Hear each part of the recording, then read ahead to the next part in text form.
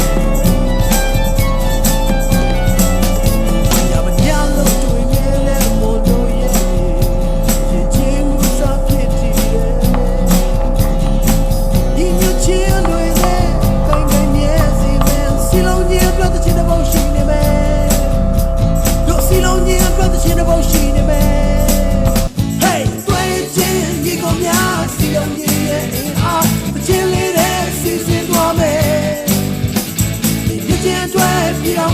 ကချင်းလေးတဲ့ပုံဆိုလိုက်စမ်းချင်းလေးတိုင်းစီစဉ်ကြမယ်တို့ချင်းလေးတိုင်းစီစဉ်